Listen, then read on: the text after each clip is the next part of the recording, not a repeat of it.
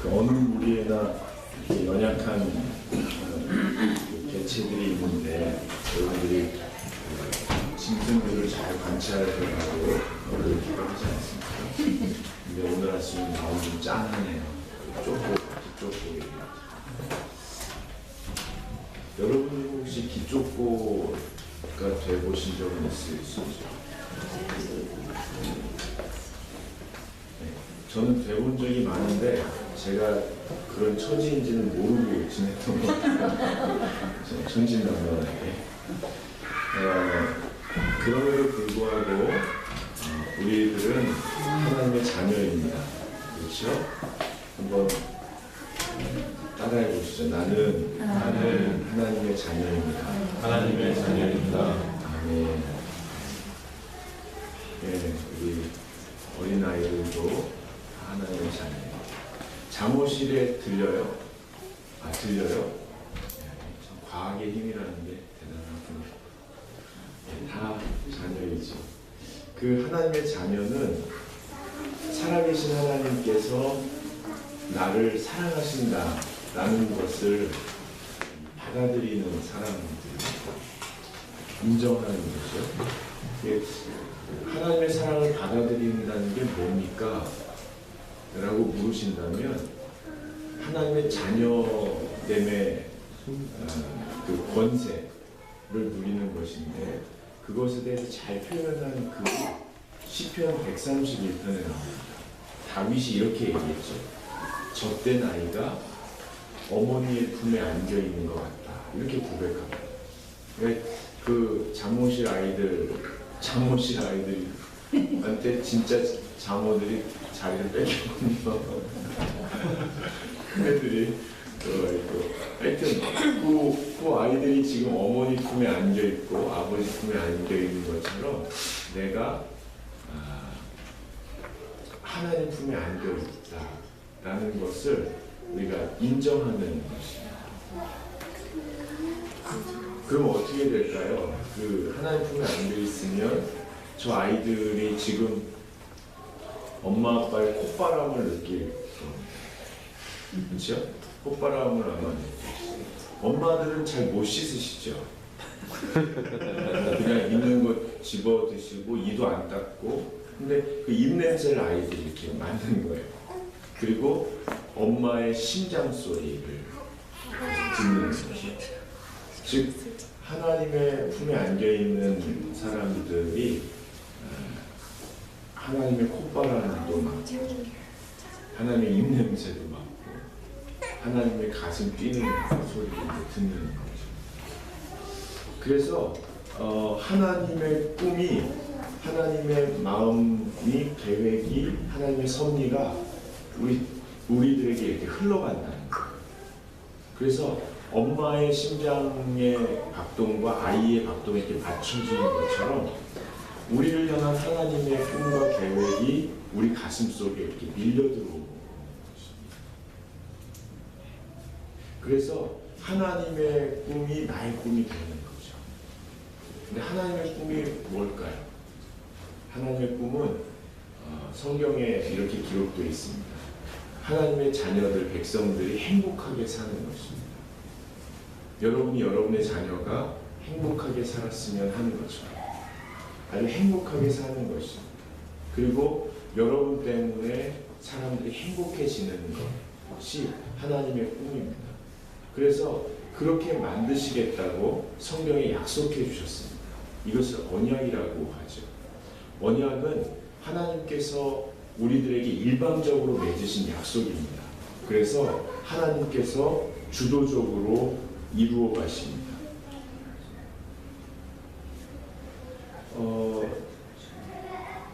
그리스도의 몸인 교회에 여러분이 이렇게 매주 오시지 않습니까?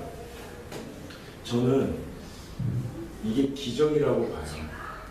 여러분들이 여기 오시는 게 이게 기적입니다. 그리스도의 몸 안으로 들어오시는 거죠. 이건 신비로운 경험입니다. 그래서 어떤 사람은 이렇게 얘기합니다. 하나님의 콧바람이 잘 안 느껴져요. 하나님의 꿈이 가슴으로 안 밀려와요. 영적으로 좀 제가 나태해진 것 같아요. 라고 이렇게 복잡하게 얘기를 하시는 분들이 계십니다. 그 마음은 저도 충분히 이해합니다. 저도 그럴 때가 많이 있습니다. 그런데 하나님의 자녀됨의 권세를 누린다는 게 뭘까요? 여러분이 여기 오시는 겁니다. 그리스도의 몸 안으로 들어오시는 것. 이거 자체가 하나님의 자녀됨의 권세를 누리는 것이고, 지금 이곳이 하나님의 품에 안겨 있는 것입니다. 여러분이 성경을 종종 읽으시나요? 또 종종 기도를 하시나요? 어떤 분은 매일 하시기도 하고 어떤 분은 종종 하시기도 합니다. 하늘로부터 온 메시지가 담긴 성경을 우리가 종종 펼쳐볼 수 있다는 것 자체가 기적입니다. 그리고 보이지 않고 만질 수 없는 신 앞에 우리가 무릎을 꿇고 대화를 시도할 수 있다는 것 자체가 기적입니다. 이 모든 것은 하나님께서 우리에게 베풀어 주신 은혜입니다. 여러분, 제가 신비로운 몇 가지를 말씀드렸습니다. 여러분이 교회 오시는 것, 여러분이 말씀을 읽으시는 것, 또 종종 기도를 하시는 것, 이런 것 자체를 통해서 여러분은 점점 하나님의 뜻대로, 하나님의 약속대로 행복한 사람이 되어가고 있습니다. 그리고 여러분 때문에 여러분이 의도하든 의도하지 않든 여러분 주변에 있는 사람들이 조금씩 행복해지게 되어 있습니다. 영적으로 깨어있다는 것은 그런 현상들을 여러분이 감지하는 것입니다. 여러분 안에 예수님이 계십니다. 아멘. 하나님의 아들이시고 생명이시고 구원이시고 영생이신 이 주님이 여러분과 함께 하십니다. 그래서 여러분의 마음과 생각을 주님께서 다스리십니다. 그러면 점점 여러분이 예수님을 닮아가는 거예요. 여러분이 사랑의 사람이 되어가는 겁니다. 어떤 상황에서도 누구에게도 사랑으로 대하는 사람으로 점점 변화되어 가는 것입니다. 여러분은 나이를 드실수록 소외받은 사람 또는 도움이 필요한 사람을 매몰차게 외면하지 못하는 사람이 되어갈 것입니다. 그리고 언젠가는 하나님이 사랑하시는 누군가가 구원받을 수 있도록 돕기 위해서 여러분이 예수님처럼 십자가를 감당하는 사람이 되어갈 것입니다. 물론 이 자리에 십자가에 못 박힐 사람은 없을 겁니다. 그러나 정서적으로 또는 재정적으로 또 파워를 사용하는 데 있어서 여러분이 십자가의 정신으로 희생하는 그런 삶을 점점 살게 될 것입니다. 그것이 하나님의 꿈이고 하나님의 약속입니다. 그래서 사람들이 여러분 보고 이렇게 얘기할 겁니다. 당신을 보니까 하나님이 보입니다. 또는 당신을 보면 하나님 생각이 납니다. 이런 이야기를 여러분이 듣게 될 겁니다. 그리고 또 여러분에게 이런 얘기를 할 겁니다. 가족과 친구들이, 그리고 이웃들이, 당신 보면 괜히 기분이 좋아요. 당신 보면 참 행복해집니다. 이런 이야기를 하게 될 것입니다. 여러분, 제가 지금까지 쭉 서론에서 이야기한 것이 1월 한 달 동안 설교한 내용을 정리하는 것입니다. 우리 1월 한 달 동안 믿음에 대해서 이야기를 나누고 있습니다. 근데 문제는 때로는 저와 여러분이 하나님을 부인할 때도 있습니다. 하나님을 배반할 때도 있습니다. 하나님과 관계없는 사람처럼 말하고 행동할 때도 있습니다. 하나님과 관계없이 처신을 할 때도 있습니다. 때로는 좀 적극적으로 내가 원하는 것을 얻고 싶어서 하나님이 없었으면 하고 바랄 때도 있습니다. 또 어떤 학자들은 하나님이 안 계시다고 주장하는 이론을 만들어내기도 합니다.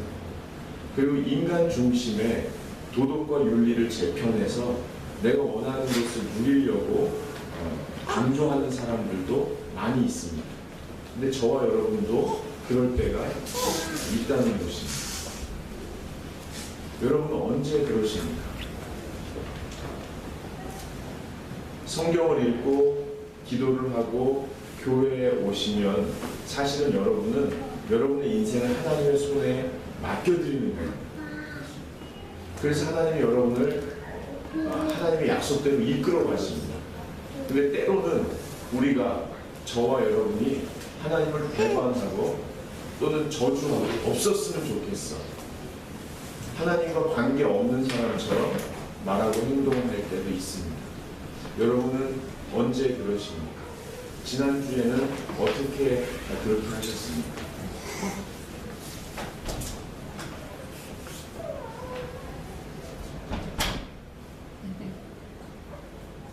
근데 놀라운 사실은 그럴 때에도 주님께서 그 약속을 계속해서 이루어 가신다는 것입니다.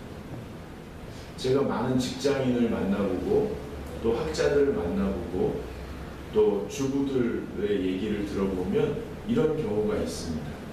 목사님, 제 신앙이 점점 떨어져서 바닥을 치는 것 같아요. 그래서 하나님과 제가 멀리 떨어져 있는 것 같습니다.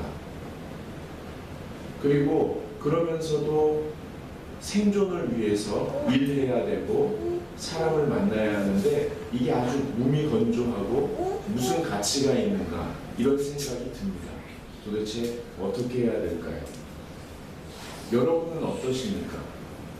여러분은 월요일 아침 직장을 가시면서 월요일 아침 학교를 가시면서 월요일 아침 다시 가족을 위해서 일하시면서 내 가슴에 하나님을 향한 사랑이 식어버렸고 그러면서도 생존을 위해서 생계를 위해서 그 자리를 버텨야 되는 자신의 모습을 볼 때 어떤 느낌이 드십니까?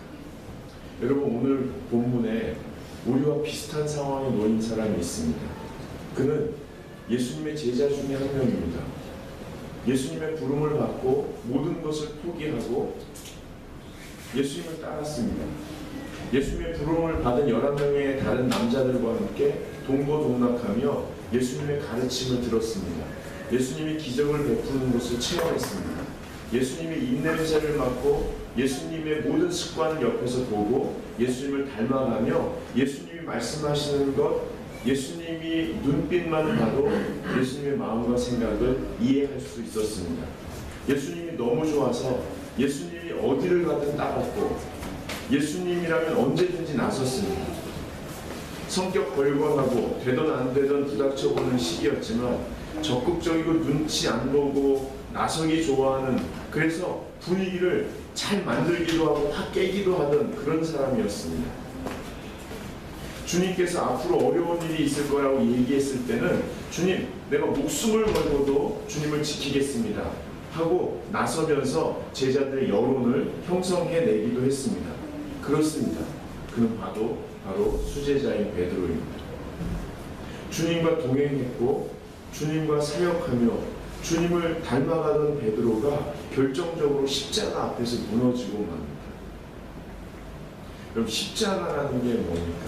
우리의 죄가 얼룩져 있고 하나님의 사랑이 얼룩져 있는, 흔적이 있는 그런 것입니다.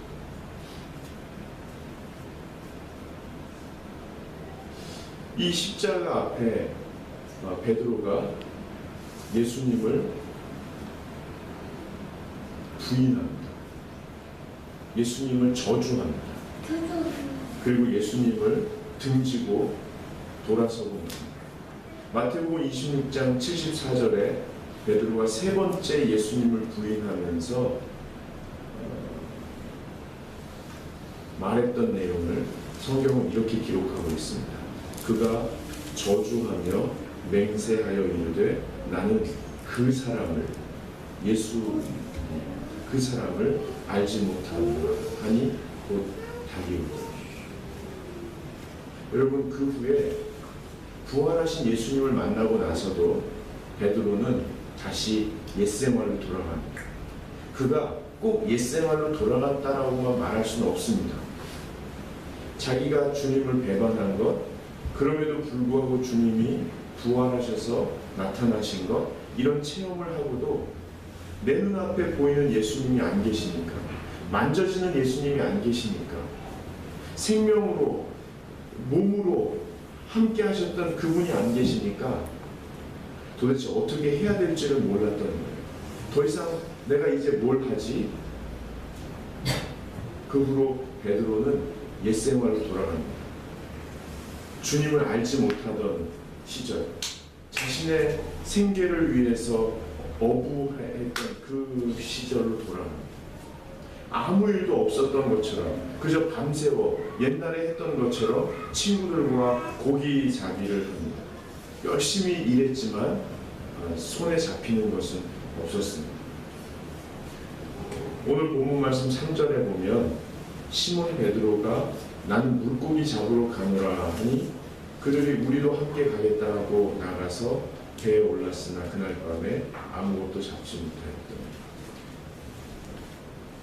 자, 이상이 주님과 동행하며 성장하던 베드로가 주님을 떠나 옛생활로 돌아간 모습입니다. 이런 상황에서 하나님께서 어떻게 베드로의 인생 가운데 그 언약을 성취하시는지 잘 살펴보시기 바랍니다. 사람들은 베드로 보고 실패했다고 하고, 사람들은 베드로 보고 더 이상 미래가 없다고 하고, 3년 동안 허송하고 이제 옛생활로 돌아와서 생존을 위해서, 생계를 위해서 그냥 그렇게 살아간다고. 당신과 내가 다른 게 뭐냐? 예수 믿겠다고 따르던 당신과 세상에서 열심히 살아가는 나와 다른 게 도대체 뭐냐고 이렇게 물어볼 수도 있습니다. 근데 하나님 앞에서는 결코 다르지 않습니다. 하나님께서 이 베드로의 인생 속에 어떻게 언약을 성취해 가시는지 오늘 잘 보시면 좋겠습니다. 이것을 여러분도 잘 기억하실 수 있기를 바랍니다. 첫 번째는요, 한번 따라해 보시기 바랍니다. 버팀이 은혜입니다. 버팀이 은혜입니다. 1월달까지만 제가 몸으로 설명을 하겠습니다. 2월달부터는 제가 한번 한 2초만 힘을 주면서 바들바들 떨어보세요. 버티니! 은혜입니다. 자, 다시 한 번만. 버티니! 여기 건강에 좋은 거예요. 이렇게 긴장했다 탁 풀면 이렇게 세포도 활성화되고 이게 버티는 게 은혜라는 거예요. 여러분 이렇게 어린이하고 놀이동산에 어린이날 가면 어른들이 꼭 하는 말이 있습니다. 뭐라고 그러죠? 첫 번째로 이 손 놓지 마라. 이 손 놓지 마라. 그리고 또 뭐라고 그러죠? 두 번째로 만약에 놓치면 뭐라고 그래요? 그 자리에 서 있어라. 이거 꼭 기억하십시오. 신앙은 일단은 주님의 손을 놓치지 않는 게 중요합니다. 근데 사실 신앙은요, 우리가 주님의 손을 꽉 잡는 건 아닙니다. 그렇게 잡아야 깨닫는 것이 있지만 신앙은 주님이 우리의 손을 꽉 붙들고 있다는 사실을 인식할 때부터 열립니다. 근데 그럼에도 불구하고 신앙 손을 놓쳤다고 느낄 때는 우리가 놓은 것이고, 근데 만약에 놓쳤으면 그 자리에서 버티라는 거예요. 여러분의 신앙이 식은 것처럼 느껴지고 인생의 길을 잃은 것처럼 느껴지면 일단 마음이 불안해집니다. 그리고 모든 것이 회색빛으로 변하죠. 내가 이 직장을 계속 다녀야 된다. 내가 이 가정을 계속 지켜야 된다. 내가 이 교회를 계속 다녀야 된다. 계속 불안해집니다. 불안해지면 마음이 들뜨게 되고 조급하게 움직이다 보면 길을 더 잃고 방황하게 됩니다. 그럴 때는 그 자리를 버티십시오. 물론 이미 직장을 옮긴 분들도 계실 겁니다. 제가 과거를 묻는 게 아닙니다. 오늘 이 자리에서, 지금 여기에서 버티셔야 됩니다.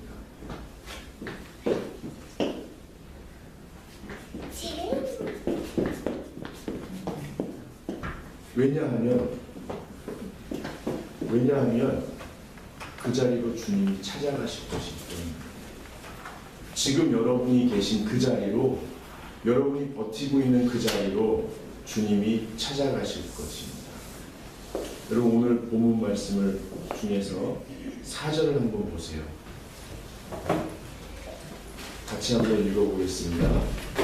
날이 새어갈 때에 예수께서 바다에 서셨으나 제자들이 예수이신 줄 알지 못하는지라. 아멘. 여러분이 계신 그 자리에 조금 불안하시지만, 내가 이렇게 살아도 되나? 내가 이거밖에 안 되나? 여기서 빨리 벗어나야 되는 거 아닌가? 그렇게 불안하실 때 조금만 버티십시오. 그 자리가 무의미한 게 아닙니다. 그 자리에 주님이 찾아가십니다. 주님이 바닷가에 서셨으나 제자들이 예수신 줄을 알지 못하는지라. 우리가 모를 수 있습니다. 그러나 주님께서 반드시 여러분을 찾아가십니다. 그리고 여러분을 찾아내십니다. 그리고 여러분 코앞에 주님이 와 계십니다. 여러분, 이 앞에서 주님이 우리의 호흡을 지키고 계십니다. 반드시 찾아오십니다. 여러분이 그 자리에 버티십시오. 두 번째로는 한번 따라해 보세요. 경청이 지혜입니다. 경청이 지혜입니다. 자, 손으로 한번 이걸 따라하는 거예요. 경청이 지혜입니다. 다시 한번, 경청이 지혜입니다. 그럼 지혜입니다. 이렇게 하려고 했었는데요. 지혜는 여기서 나옵니다. 여러분, 뭘 경청해야 하는 거예요? 근데 예수님께서 오늘 뭐라고 하시냐면, 얘들아, 너희에게 고기가 있느냐? 이렇게 물어보시는 거예요. 얘들아, 너희 하는 일이 잘 되냐? 하고 물어보시는 거예요. 여러분에게 익숙한 표현으로 바꾸자면, 요즘 어떻게 지내니? 이렇게 물어봅니다. 잘 지내? 잘 지내? 제가 대학교 시절에 저희 후배들을 교회에서나 동네에서 만나면 꼭 이렇게 얘기했대요. 잘 지내? 저는 몰랐죠. 습관이 됐으니까. 근데 제 후배들이 어느 날 얘기하더라고요. 몇 년이 지나서. 형은 꼭 저를 만나면 잘 지내? 그러셨대요. 그랬대요. 근데 그 잘 지내라는 말에 너무 많은 게 함축이 돼서 스치고 지나가면 눈물이 났다고. 저는 한 명만 그런 줄 알았어요. 근데 여러 명이 나중에 그 얘기를 하더라고요. 잘 지내? 잘 지내? 그리고 가면 거기에 자기가 지금까지 살아온 거, 그런데도 잘 살 수 있도록 아무 얘기 없이 잘 지내?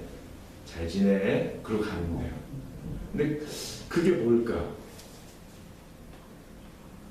여러분, 오늘 예수님이 또 뭐라고 하시냐면 12절에 보면 예수께서 이르시되 와서 조반을 먹으라. 예, 아침 먹어라. 이 얘기거든요. 예, 우리한테 너 아침 먹었냐? 오늘 제가 일찍 온 소영자매한테 아침 먹었어요. 이렇게 박경희 주사님도 일찍 오셨는데 아침 드셨어요? 제가 청년 시절 방황할 때, 방황하는 청년의 밤을 지새우고 새벽에 휘척휘척 집으로 돌아갈 때 저희 아버지가 새벽 일찍 늘 일어나셔서 집 앞에서 저를 보시고는 하시는 말씀, 아침 먹었냐? 아니요.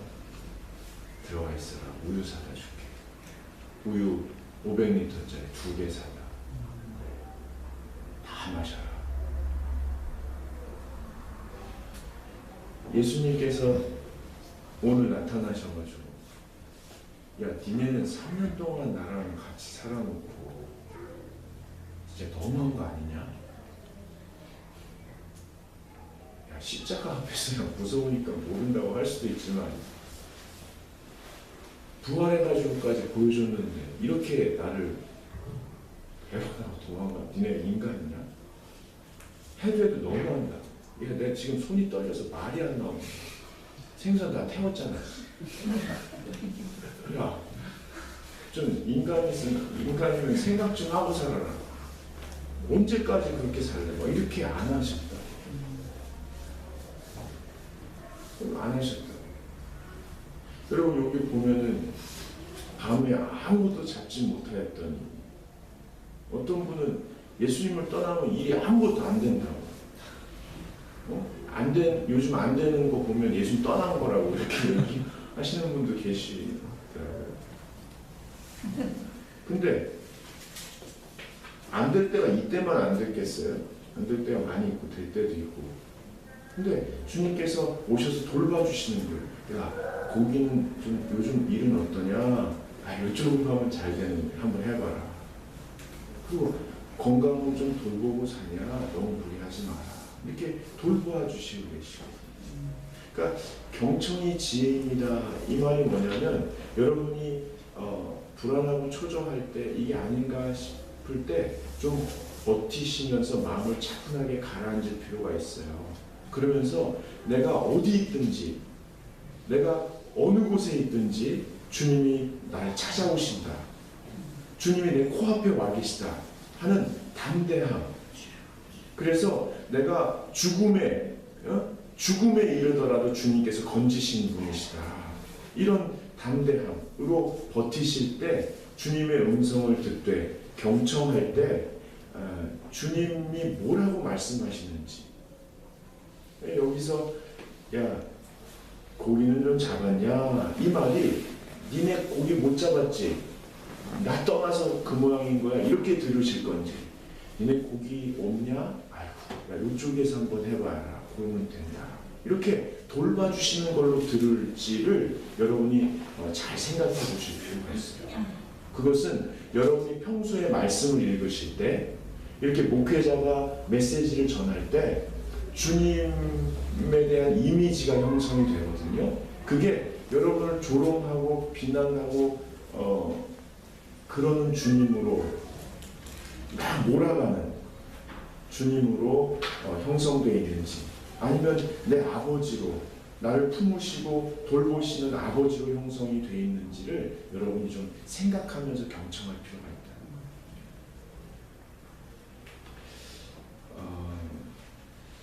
마지막으로 세 번째 한번 따라해 보세요. 이거 우리 최청용 목사님이 아침에 이게 왜 하셔가지고 왜 하셨는데 이게 참 통찰이 있는 거예요. 저도 왜 하려고 하는데요. 따라해 보세요. 고백이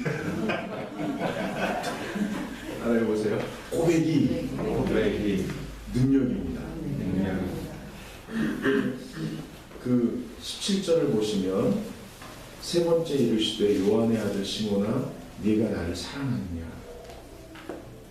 주께서 세 번씩이나 이렇게 물으시니까 베드로가 진지하게 근심하면서 주님, 모든 것을 아시지 않습니까? 제가 죄인이고 연약해서 또 도망칠 수도 있고 도망쳤던 사람인 걸 아시지 않습니까? 주님, 그럼에도 불구하고 제 속에, 제 저 깊은 곳에 주님한테 고백할 수밖에 없는 사랑이 있는 줄을 주님께서 아십니다. 이렇게 고백합니다.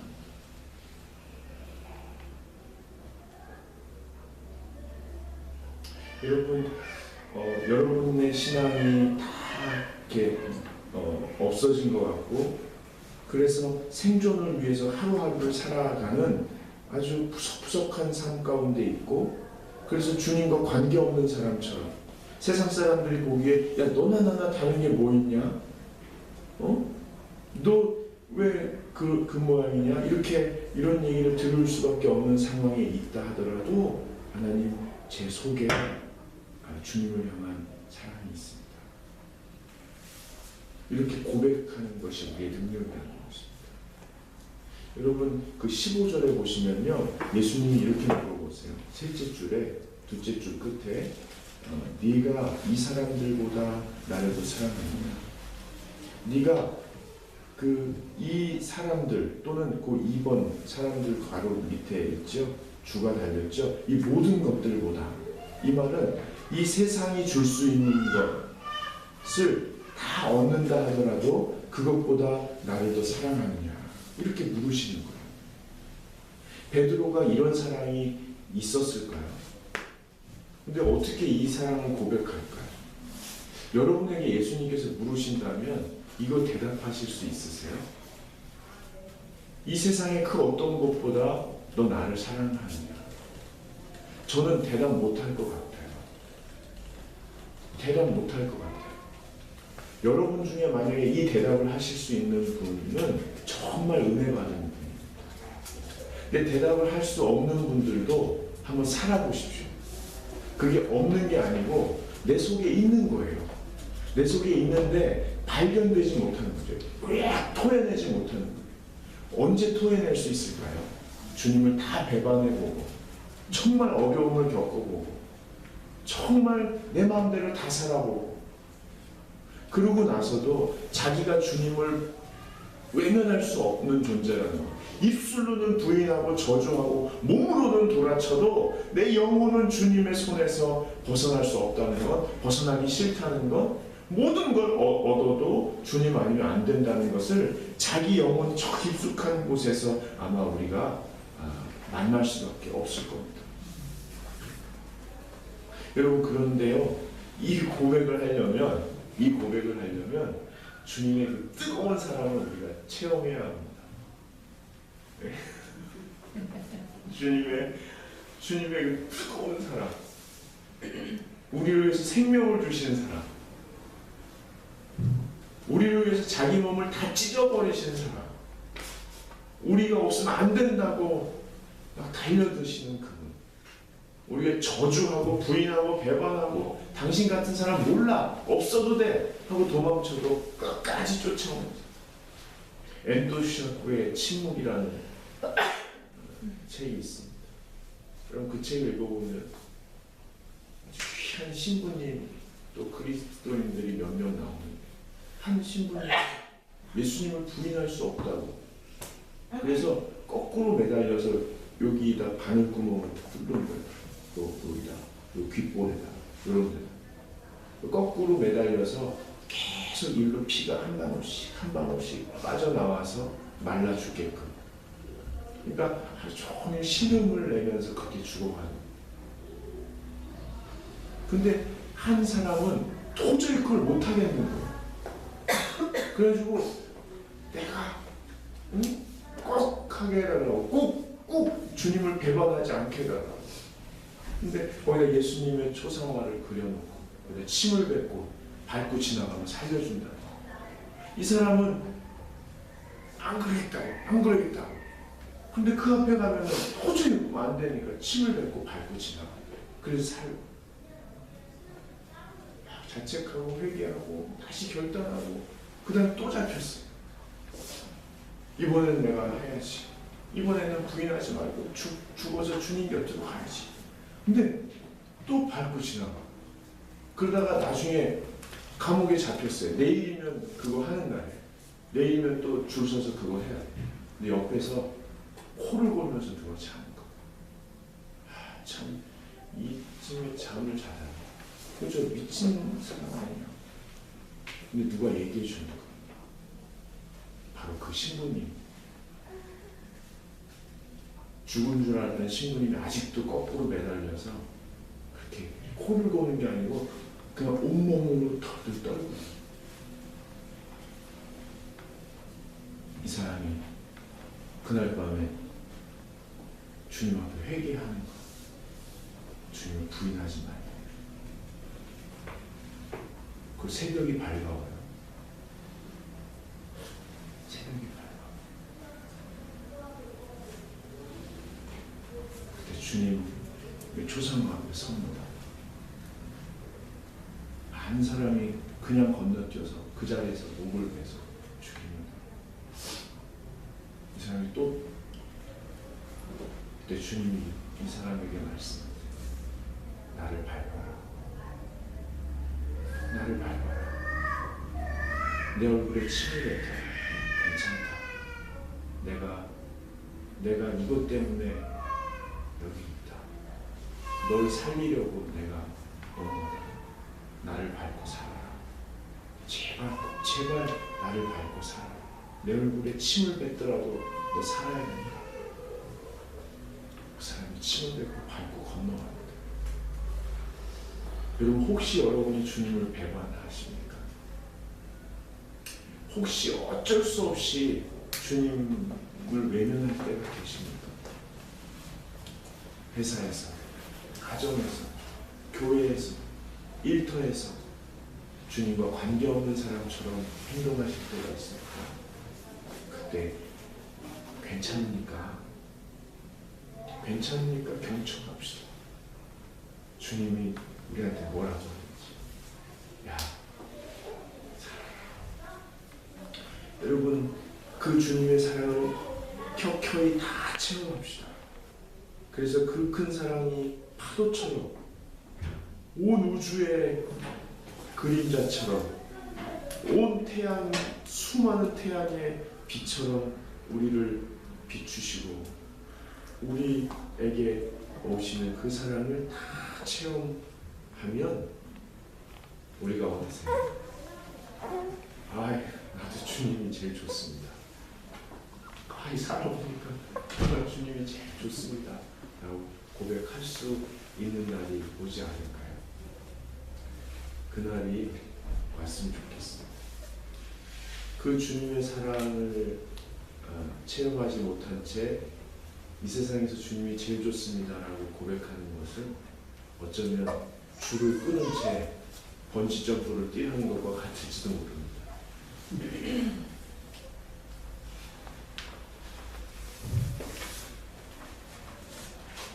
우리가 연약하고 악독해도 오늘도 주님께서 그 언약을 이루어 가시는 줄로 믿습니다. 아멘. 우리 찬송가